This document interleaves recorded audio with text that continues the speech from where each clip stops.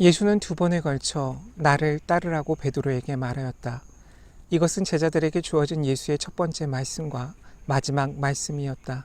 베드로의 모든 삶은 두 번에 걸친 이 부름 중간에 놓여 있었다.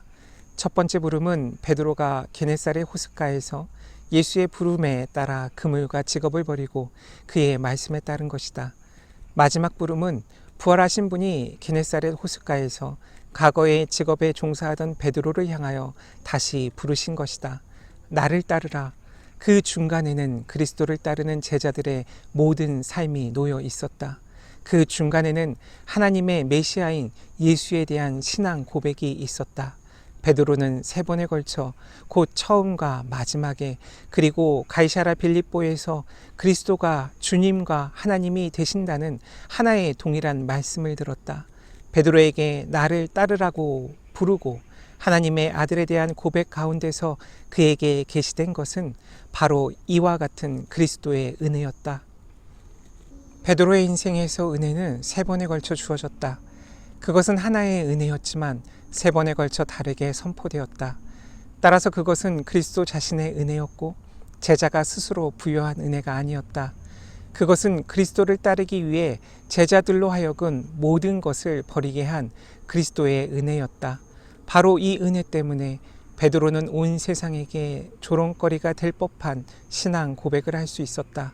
바로 이 은혜 때문에 신실하지 못했던 베드로는 순교의 마지막 사김에 참여할 수 있었고 바로 그래서 그의 모든 죄가 용서될 수 있었다. 베드로의 인생에서 은혜와 뒤따름은 서로 떼어놓을 수 없도록 하나가 되었다. 그는 값비싼 은혜를 받았다. 그리스도교의 확산과 교회의 점진적인 세속화와 더불어 값비싼 은혜에 대한 인식은 점차로 상실되었다. 세상은 그리스도교 세상으로 변했고 은혜는 그리스도교 세계의 일상적인 일이 되었다. 그것은 값싸게 구할 수 있게 되었다.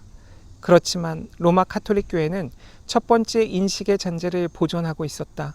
수도원이 교회와 분리되지 않았고 영리한 교회가 수도원을 제거하지 않았다는 사실은 결정적인 의미를 갖는다. 은혜가 값비싸며 은혜가 제자의 길을 포함한다는 인식이 여기에 교회의 가장자리에 남아 있었다. 사람들은 그리스도를 위해 그들이 가진 모든 것을 버렸으며 매일의 훈련을 통해 예수의 엄격한 계명들을 따르려고 노력하였다. 그리하여 수도원 생활은 그리스도교의 세속화에 맞선 은혜의 평가절하에 맞선 생생한 저항이 되었다. 그러나 교회는 이러한 저항을 감내하였고 저항이 마지막으로 폭발할 수 있는 길을 막았다.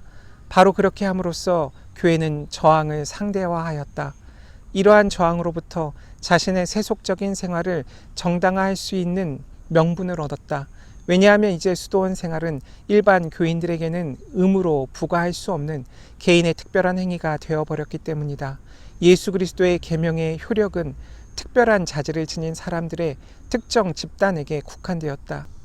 그리하여 그리스도인들이 순종해야 할 가장 높은 공로와 가장 낮은 공로가 구분되어 버리는 치명적인 결과가 빚어지게 되었다. 이로써 교회는 자체 안에서 수도원 생활의 길을 터놓음으로써 세속화에 대한 모든 공격을 피해 나갔으며 다른 한편으로는 더 쉬운 길을 걸을 수 있는 가능성을 정당화할 수도 있었다. 그리하여 로마 가톨릭 교회가 수도원을 통해 값비싼 은혜에 대한 원시 교회의 이해를 보존하려고 했던 것이 역설적으로 교회의 세속화를 다시금 최종적으로 정당화한 꼴이 되고 말았다.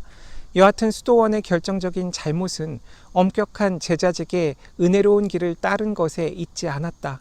수도원이 본질적으로 그리스도교로부터 멀어지게 된 까닭은 오히려 자신의 길을 몇몇 사람들의 자유로운 특별한 업적으로 만들었기 때문이며 그렇게 함으로써 제자가 되기 위해 특별한 공로를 요구하였기 때문이다.